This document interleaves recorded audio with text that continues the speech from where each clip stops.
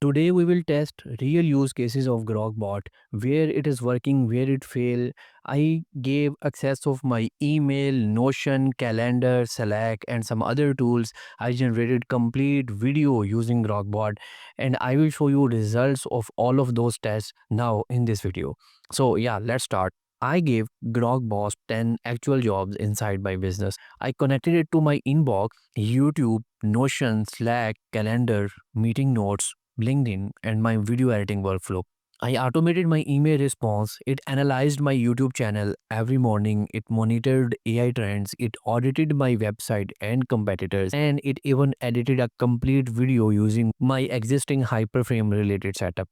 Some of these tasks worked well enough that I turned them into daily routine. Some failed badly at capture. One produced an acceptable result like, but it was worse as compared to what I get from Claude or Codex. So the real question is, which business tasks can it complete reliably and which ones you should never trust it with. So I will show you all 10 actual use cases, the real results, the failures, and my final live test scorecard. And by the end, you will know exactly who should use Grokbot and who should stay away from it. Let me give you my conclusion first. Grokbot is not the best AI assistant in 2026, but it is a starting point for someone who is not using AI agent, who is not familiar with APIs and MCPs, who just want to get into the space and want to get some real productive environment, some productive agents.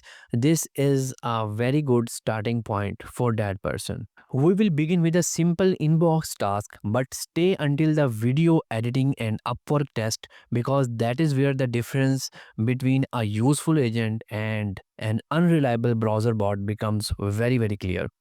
The first task I tested was email automation. Grokbot checks my inbox, identify urgent messages, and summarize the messages that are only for information. I currently use it for organizing and drafting, not for like automating sending or deleting emails. This is a very simple task, but it is also one of the most important application for beginners. And it divided into three sections: the emails where a reply is needed, or the emails where only information.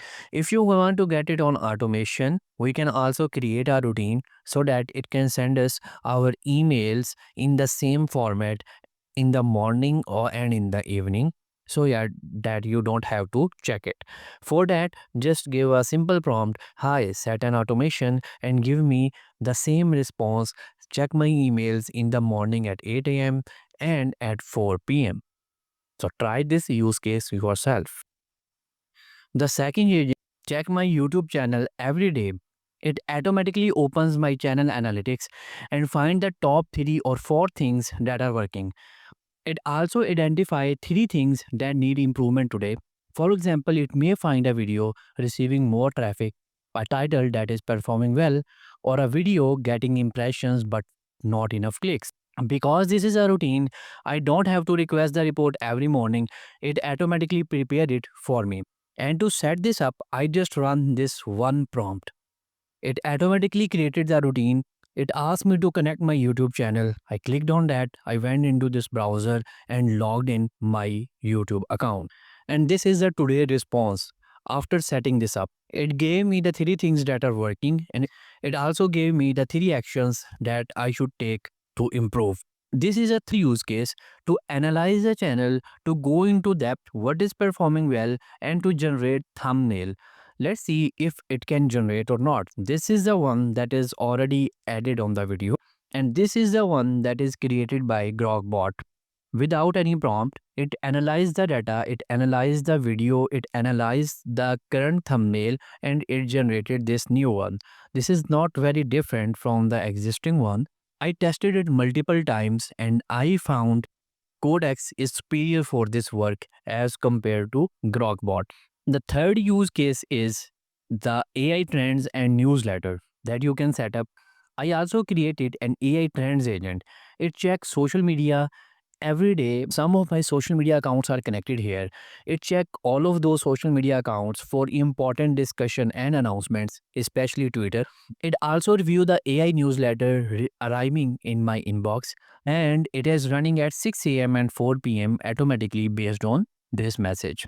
I then added my email here as well because I have subscribed to multiple AI newsletters. I asked it to go there. It asked me to connect the email. Once that is connected, email is added. It found the AI based newsletters that I have subscribed, and it is bringing all of the data from there as well. So instead of checking 10 different newsletters and multiple social media platforms, I received this one report, and this is what I received a few hours ago. The use case is much closer to a real executive assistant. I connected it with my Notion Slack channel on Slack and calendar. Every day it check these sources and give me one executive report. It shows tasks that are urgent, meetings that need my input, important meetings, and high priority information. I can also ask it to create and update a task in Notion without leaving the Grokbot environment. However, I would not give it permission to delete tasks asymmetrically. Creating a test task is reversible. So, deleting business information is not. It went to Slack, Notion, Meetings folder, and it pulled this information. The urgent tasks, the blocked, any tasks that are blocked on me that need my input, any messages that need my replies, and the meetings that I have today. It is also running on different routine. So instead of asking, it will automatically send me a message that I can see to check what it got. Next, I gave Grokbot my own website, and I asked it to behave like a senior website consultant.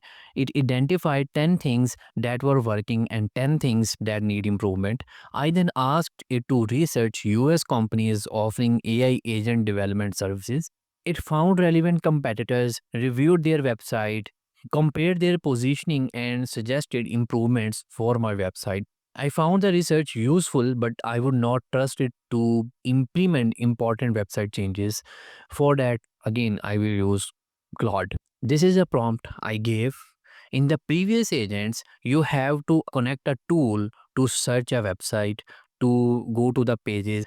Either it is Firecrawl, Epify, Brave Search, Tavili. So these were the tools. You need at least one of that tool to go to website and study it in detail. But this one, the Grokbot, the beauty is it has its own browser on the right side.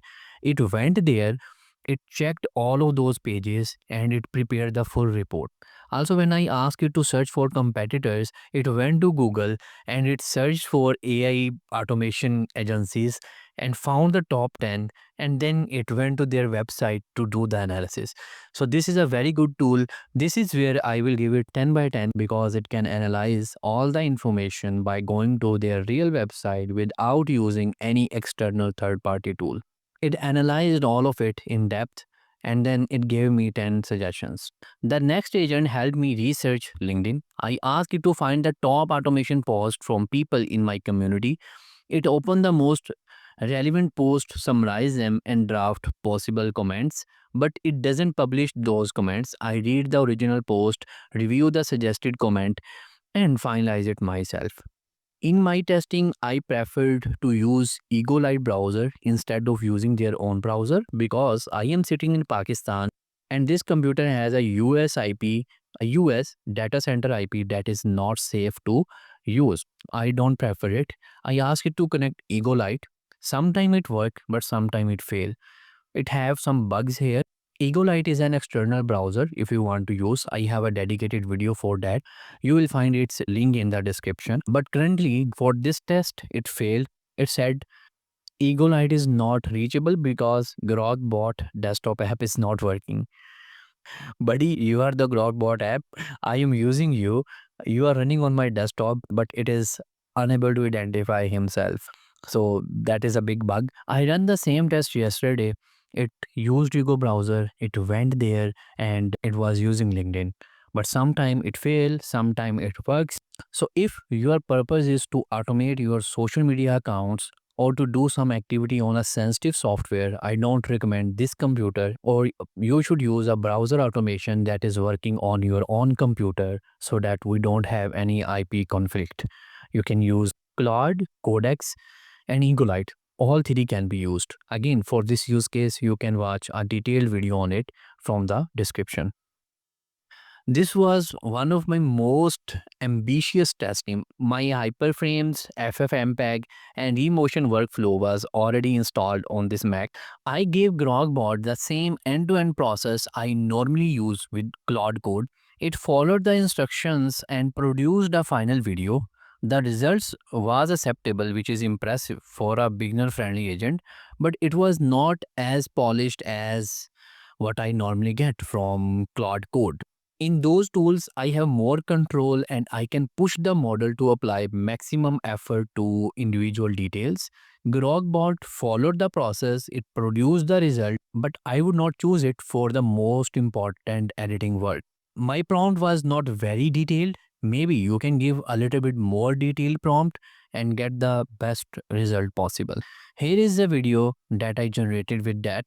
It cleaned the voice, it added the bullets and motion graphics, it applied the blur where needed, and then it gave me the final video. Not every test worked. I gave Grogbot between 20 to 30 Upwork URLs of my competitors and several keywords. I asked it to analyze the market, estimate how frequently relevant jobs appear, and summarize what clients are requesting. Because it was going to Upwork and trying to scrap the data, Upwork was giving CAPTCHA again and again. When a CAPTCHA comes, it asks you to go there and authenticate. I authenticated it 5-6 times, but how many times I can do? This demonstrated one of the biggest limitation of browser-based agents. The workflow depend on how the website react to automated activity. And now even Upwork is asking me to verify the identity, and it is not even showing me the results because Upwork know I am scrapping. So if you are scrapping some data, you have to go to a conventional setup with multiple IPs and with proxies.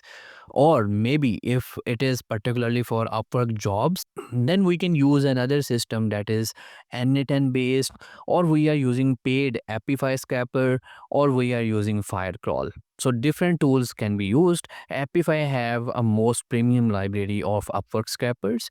I have built my own free of cost using N10 and multiple email accounts.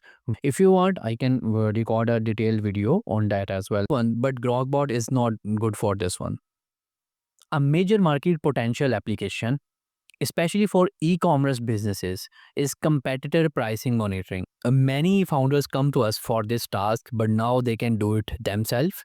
You can give Grogbot a list of competitor products and ask it to check their prices every day. E-commerce store owners usually do this to keep checking if any competitor put a product on sale or how the price is changing, so that they can better source their product and they can also move their pricing with the market.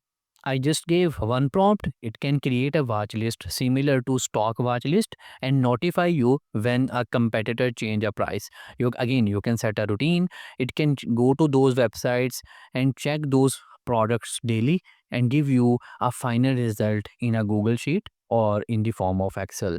This will work for 20, 30, 40 products, but if you are beyond a certain range, then it will again flag the CAPTCHA or some other automated activity, and you have to go to a conventional setup in that scenario. But till 20, 30, 40 products analysis, it works great. The next application is the company knowledge base. If you have a company knowledge base on Notion, on Google Sheets or Docs, anywhere, you can connect that tool and your team, and you can ask the relevant information, get a query about a particular SOP, and get the results here. And the tool connection is very easy. You will just give a prompt, it will ask you to authenticate the tool, or it will ask you to log in that tool in the same browser. It will start using that. You can update the CRM to whatever CRM you are using. You can open that CRM here and it will go to that CRM. It will update the status. It will bring the information from that CRM using browser automation. So these were the 10 use cases that were tested with Grogbot. How you are using Grogbot or how you are using AI what are the top use cases that you are trying to automate and where you will get the maximum ROI. I will record a video based on your demand, based on your comments. So do let me know in the comments.